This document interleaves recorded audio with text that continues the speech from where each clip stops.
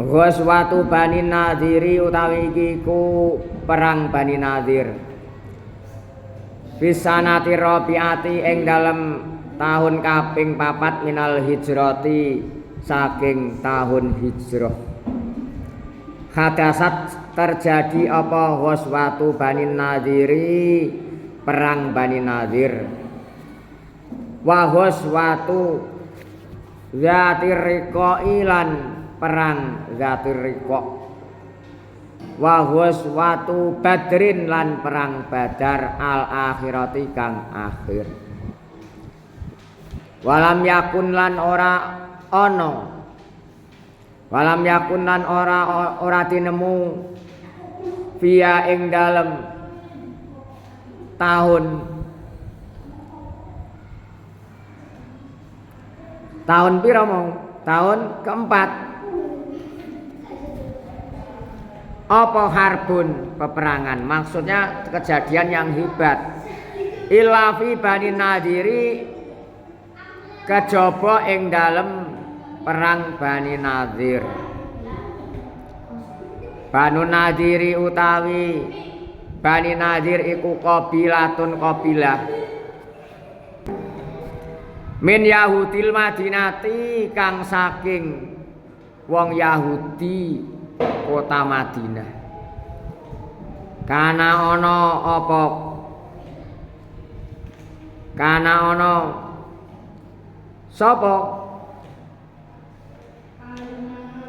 iku benahum ing dalem antarane kabilah lan ing dalem antarane pira-pira Bani Nadhir wa bainal muslimina lan ing dalem antarane wong Islam apa sing ana uhudun pira-pira perjanjian yu aminu kang dadi ngamanake atau nentremake apa kulun suwiji saben-saben suwiji atau sakabehane minhum kang saking kabilah lan muslimin al akhara ing liyane.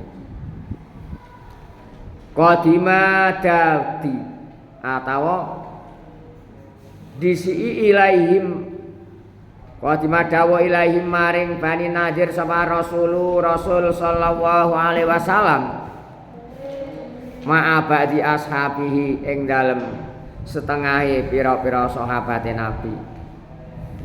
Fatafaqa mongko sepakat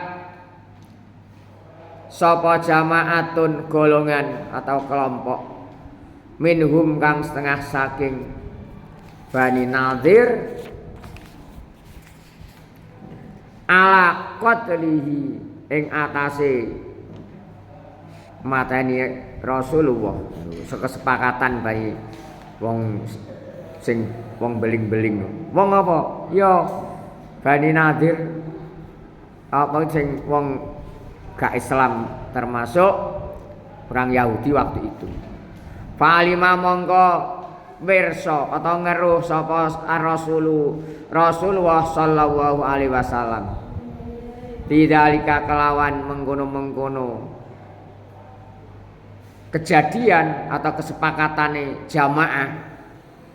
Fa kharaja mongko miyos atau metu sapa Rasulullah sallallahu alaihi wasallam min ingtihim saking sandinge Bani Nadhir wa tabi'alan anut atau melu ing Rasulullah sapa ashabuhu pira-pira sahabate Rasul. Suma arsala mongko kari-kari ngutus atau kirim utusan sapa Rasul ilaihim maring Bani Nadhir ya'muru halim merintahake sapa Rasul hu ing Bani Nadhir hum ing Bani Nadhir bil khuruji kelawan metu minal baladi saking pira-pira negara. Fa ata mongko padha patuh atau manut sapa Bani Nadhir sumam tanau mongko kari-kari padha nyegah atau mbangkang sapa Nadhir. Fahasara mongko ngepung hum ing Bani Nadir sapa Rasulullah sallallahu alaihi wasallam. Kata sa'alu sehingga padha nyuwun sapa Bani Nadir hu ing Rasul al khuruja ing metu. Fa'adina mongko ngidini sapa Rasulullah sallallahu alaihi wasallam lahum maring Bani Nadir. Wa kharaju lan padha metu sapa Bani Nadir bi amwalihim kelawan gawa pira-pira bondone atau hartane Bani Nadir. Wa nisaihim lan pira-pira bojone Bani Nadir, wa auladihim lan pira-pira anake Bani Nadir. Wa mayastati ulan wa malan barang yastati kang atau wamalan perkara yastati kang padha nguasake atau mampuake sapa Bani Nadir hamlahu ing ngemot ma atawa nggawa ma apa-apa sing gawane kabeh alal ibili ing atase unta, kendaraane unta. Iki tak wacana dhisik ila alatal harbi kejaba alat perang. Ini terjadi pada tahun keempat Hijriyah. Pada tahun keempat terjadi perang Bani Nadir, Dzatir Riqa dan perang Badar yang terakhir. Tetapi kesemuanya itu tidak sampai terjadi pertempuran kecuali pada Bani Nadir. Misalkan merupakan gesekan, artinya belum sampai terjadi peperangan yang dahsyat, kecuali pada waktu itu hanya Bani Nadir. Siapa Bani Nadir itu? Bani Nadir itu adalah suatu kabilah atau kelompok orang Yahudi Madinah, ya, yang pernah mengadakan perjanjian dengan orang Islam untuk saling menjaga kedamaian satu dengan yang lain. Kedua belah pihak saling menjaga ketertiban, kedamaian dan keselamatan bersama. Itu Bani Nadir waktu itu. Rasulullah berkunjung kepada mereka beserta beberapa sahabatnya. Rasulullah mendatangi mereka karena apa? Minta perdamaian. Sekelompok orang, ada sekelompok orang atau golongan atau segerombol dari siapa? Dari mereka itu Bani Nadir, termasuk Bani Nadir atau orang Yahudi Madinah bersekongkol atau sepakat atau sudah mufakat akan apa? Akan membunuh Rasulullah. Tapi apa yang terjadi? Allah tidak meridhoi, tidak bisa. Niat jahat mereka akhirnya juga ketahuan. Nah, ini kita, Allah Subhanahu wa taala adalah melihat kita semua, baik yang kita sembunyikan maupun yang kita zahirkan. Makanya kita harus berusaha berbuat yang sebaik-baiknya dalam keadaan apapun. Orang Yahudi Madinah pada waktu itu ada yang sekelompok niat jahat, itu Rasulullah yang mengetahui hal itu sekira meninggalkan mereka dan diikuti oleh para sahabatnya. Sepakatan orang Yahudi Madinah pada waktu itu ternyata Rasulullah mengerti, dan Rasulullah meninggalkan tempat itu dan diikuti beberapa sahabat Rasulullah Shallallahu Alaihi Wasallam. Kemudian Rasulullah mengirimkan pesan kepada mereka agar meninggalkan negerinya. Awalnya mereka bersedia, tetapi kemudian membangkang atau tidak mau pergi dari negerinya yang ditempati. Maka selanjutnya Rasulullah mengepung mereka hingga mereka minta untuk diizinkan keluar dari negerinya. Padahal waktu itu sudah diberikan waktu kesempatan yang baik, tapi tidak mau, malah membangkang. Setelah Rasulullah mengepung akan menyerang beserta sahabat-sahabatnya, mereka minta untuk diizinkan keluar. Takutan berarti. Mereka orang-orang Yahudi Madinah waktu itu ketakutan. Keluar dari mana? Negerinya. Rasulullah mengabulkan permintaan mereka dan mereka keluar dengan membawa harta benda. Istrinya diajak, harta-harta mereka dibawa yang sekiranya bisa dibawa semua. Istrinya, anak-anaknya mereka, serta apa saja yang dapat mereka bawa dengan membawa kendaraan unta waktu itu, kecuali membawa perlengkapan perang. Membawa perlengkapan perang tidak diperbolehkan, karena Rasulullah sendiri juga memberikan sinyal ingin yang terbaik, yaitu secara damai. Kalau memang tidak mau keluar, bangkang, tidak mau menurut aturan, ya diserang. Itu zaman dulu sejarahnya demikian. Ini secara singkat yang terjadi pada tahun keempat Hijriyah. Hawadisu utawi iki iku beberapa peristiwa.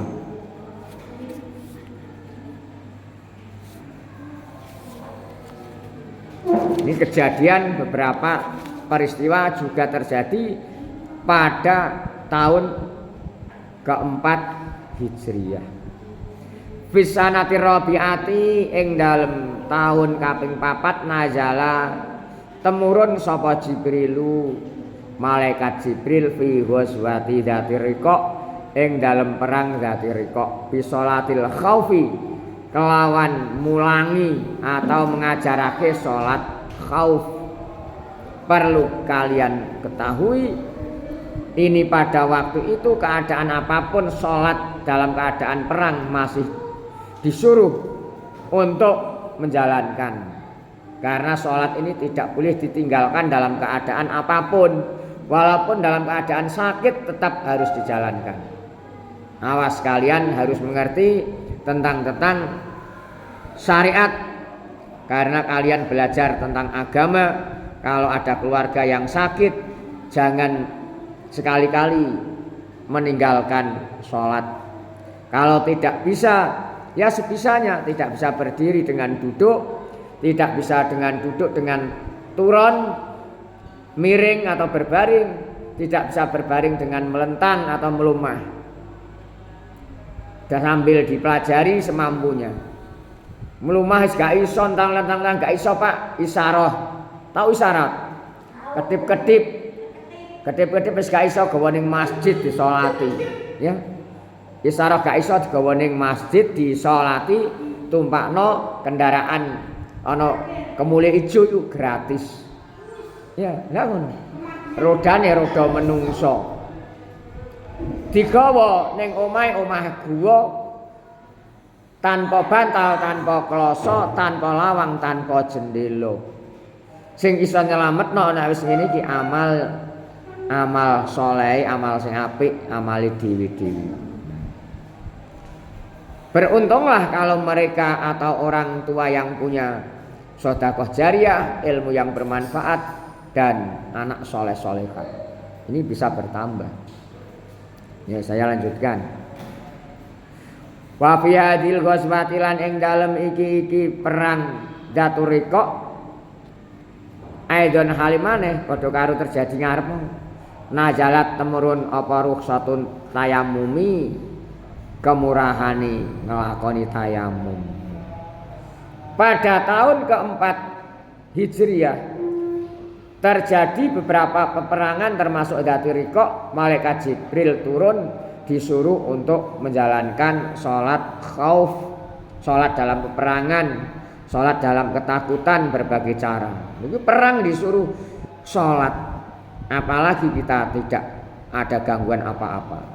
Harus mengerti kita. Termasuk mendapatkan rukhsah atau keringanan, tidak ada air dengan tayamum. Wa fi hadis sanatilan ing dalem iki tahun papat tuwufiyat sedo sapa Zainab yaujur rasuli garwane Rasulullah sallallahu alaihi wasallam. Pada tahun keempat garwane Rasulullah, istrinya Rasulullah wafat. Wa Abu Salamah nu ummatihi lan Abu Salamah iya putrane bibike Rasul, termasuk Abu Salamah putrane bibike Rasulullah alaihi salatu wassalam. Wa hale utawi Abu Salamah iku akhuhu dulure Rasulullah sallallahu alaihi wasallam minar rodoi kang tetep saking suson. Abu Salamah itu adalah saudaranya Rasulullah yang dari suson. Berarti suson. Contoh upamane Fajril itu waktu itu karena tak masih kecil minta disusukan orang lain. Siapa? Misalkan Kaila. Ya, mana Kaila? Gak masuk. Devi. Azril ini disusukan pada Devi. Lah terus Qais yang nyusu ambek padahal anak yang aslinya itu Devi, itu namanya Qais. Nah, Azril ini anaknya orang lain, tapi pernah menyusu dengan susuan Devi, maka Azril dan Qais sama dengan saudaranya Qais tunggal suson, tunggal rodok, ya tunggal suson. Kalau laki-laki dan perempuan ini tidak boleh dikawin. Misalkan yang satu siapa tadi? Bella ini juga anaknya siapa? Anaknya Devi. Terus siapa lagi? Qais yang satu lagi? Ahmad. Siapa? Azril. Lainnya Azril? Vino. Vino juga disusukan pada Devi. Tapi Bella, yang satu Bella tadi ya. Suatu saat Bella dan Vino kok senang, tidak boleh dikawin. Namanya tunggal suson, gak oleh dikawin ya. Loh. Harus mengerti kalian. Wa fialan ing dalam tahun papat Hijriyah tazawwaja nggarwa utawa ngrabi sapa Rasulullah sallallahu alaihi wasallam Ummu Salamah ing Ummu Salamah. Pada waktu itu juga pas tahun keempat Rasulullah menikah dengan Ummu Salamah. Wa fialan ing dalam tahun keempat papat Hijriyah wulida dan lahirake sapa Al Husain bin Ali. Husain bin Ali lahir juga tahun 4 Hijriyah. Wa fialan ing dalam tahun 4 Hijriyah amara merintah sapa Rasulullah sallallahu alaihi wasallam Zaid bin Sabitin ing Zaid bin Sabit ayat alama ing yen to belajar sapa Zaid bin Sabit kitabatal Yahudi ing tulisane wong Yahudi. Pada tahun keempat Rasulullah juga memerintahkan Zaid bin Sabit agar belajar tulisannya atau bahasanya orang Yahudi. Liyak tuba supaya yento nyurati sapa Zaid bin Sabit ilaihi maring Yahudi. Karena apa? Biar Zaid bin Sabit ini mengerti bahasanya orang Yahudi. Kalau kirim surat biar menggunakan bahasa setempat. Seperti Indonesia ini banyak bahasa daerah, banyak sekali. Kita kalau memang mengerti bahasa daerah maka juga akan enak. Atau beberapa bahasa persatuan kita Indonesia, bahasa daerah banyak. Bahasa internasional adalah bahasa Inggris. Kita kalau di mana-mana negara, di mancanegara bisa menguasai bahasa Inggris, bisa mengerti bahasanya orang negara lain dan sebagainya. Wa yaqra'a lan jento maca sapa Zaid lahu krana Rasulullah ma ing surat yaktubuna kang padha ngirimake sapa Yahudi ilahi maring Rasulullah. Karena apa? Karena suratnya orang Yahudi ini bahasanya adalah bahasa Yahudi. Biar Zaid bin Sabit ini bisa mengerti dan bisa diterjemahkan, bisa mengerti dan jelas maksudnya. Kalau bisa bahasa asing berbagai macam negara atau beberapa bahasa itu juga kita di negara lain tidak akan kesulitan, tapi semuanya akan menemui kemudahan. Karena bahasa itu adalah merupakan komunikasi kepada semua orang. Peristiwa yang terjadi pada tahun keempat malaikat Jibril turun dalam perang Dhatur Riqaq membawa perintah sholat khauf, dan pada saat perang ini pula turun keringanan hukumnya tayamum. Di tahun keempat ini istrinya Rasulullah yang namanya Zainab dan Abu Salamah putra bibinya meninggal dunia atau wafat atau meninggal dunia. Pada tahun keempat ini juga Rasulullah menikah dengan Ummu Salamah. Ini kejadian atau peristiwa yang terjadi pada tahun 4 Hijriah. Pada tahun keempat Hijriah lahir Husain putra Ali radhiyallahu anhu.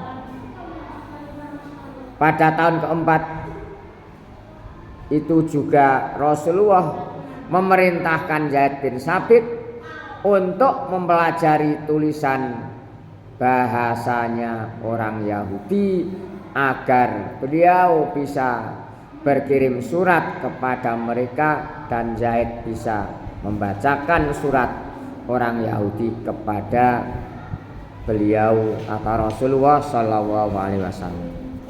Dengan sejarah singkat ini semoga kita bisa mengerti tentang sejarah Islam. Semoga mendapat ilmu yang bermanfaat barokah. Allahumma amin. Mendapatkan ridho guru dan Allah, Allahumma amin. Kita menjadi orang yang soleh-solehah, Allahumma amin. Khairun nas anfa'uhum linnas, Allahumma amin ya rabbal alamin. Anak-anak kita semua menjadi anak soleh-solehah, khairun nas anfa'uhum linnas, Allahumma amin ya rabbal alamin.